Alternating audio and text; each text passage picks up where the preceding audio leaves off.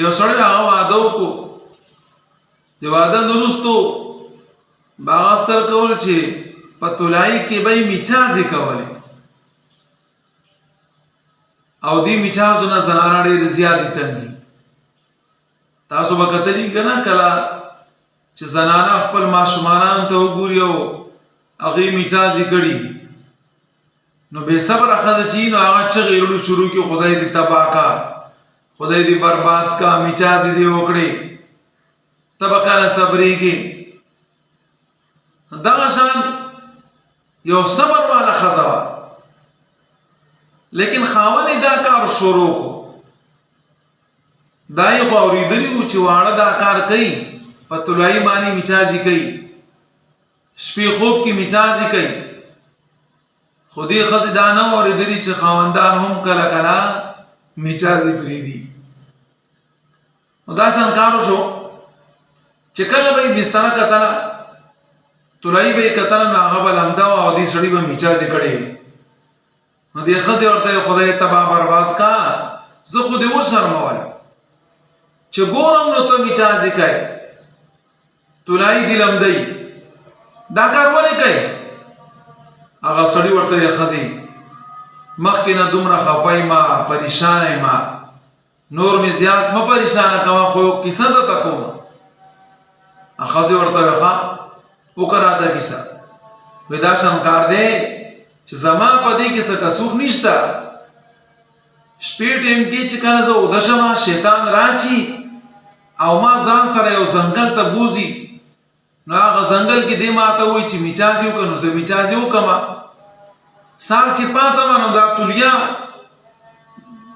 سهار چې پاڅمه نو دا زما طلایي لمده پرته، نو په دې کې زما څه قصور دی، ته ما ته ووایه.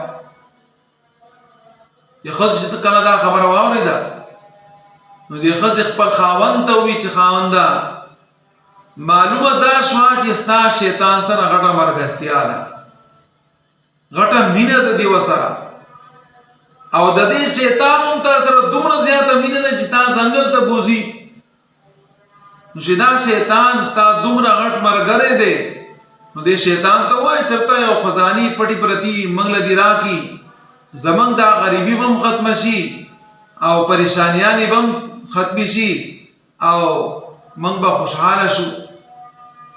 نو دې خاوند ورته ووایي صحیح ده چې کله شپې شیطان راشي زه به ورته ووایم، ستا فرمایش به زه پوره کوم. وایي صحیح ده. کله چې اوده شو بله ورځ شپې شیطان راغی، نو دا سړی ولګېد، شیطان ته یې ووایي چې شیطانه زما ښځې یو فرمایش کړلی چې وګوره ستا زما سره دومره مرګستیا ده، نو ته دې شیطان ته دا ولې نه وایې چې ستا لپاره د پیسو انتظام وکړي، د خزانو انتظام وکړي، سمال دولت دله راکړي، زموږ به پریشانیانې ختمې شي. نو شیطان ورته وایي د الله بنده مخکې به دې راته ویلي وو، ستا دا فرمایش به مخکې ما پوره کړی وی، راځه چې پیسې دله راکړه. بویتو چې بویتو هغه ته یو بوج پروت و چې دا بوج اوچت کا، هغه سړي هغه بوج اوچتولی نه شو، هغه بوج دومره زورور و چې شیطان ولګېد او بوج یې پې د پاسه کېښود، نو د دې سړي مخکې میچازې به یې دي، او چې کله بوج یې پې کېښودو نو غولتې مو به یې. نو کله چې سهار پاڅېدو مخکې ځل خو به صرف میچازې وي، او چې دې ښځې د خزانې فرمایش وکړو نو په هغه ورځ بیا میچازو سره سره غولم و. نو هغه ورته ویې ښځې چې خدای یې تباه کړه، مخکې خو به صرف میچازې وي او اوس خو سره غولم دي. نو هغه ورته ویې زه څه وکړم، تا ما ته ویې چې شیطان ته ووایه چې خزانې دله راکړي، هغه زه بوتلمه او زما د پاسه یې بوج کېښود، نو اوس د هغه بوج په وجه باندې زما نه غول وبهېدل، نو زه څه وکړم، په دې کې زما څه قصور دی؟ نو هغه وایي ښه. نو علما دا فرمایي چې وګوره د دې دنیا خزانې چې کومې دي، نو دا د آخرت په اعتبار سره دغه شان غل دي.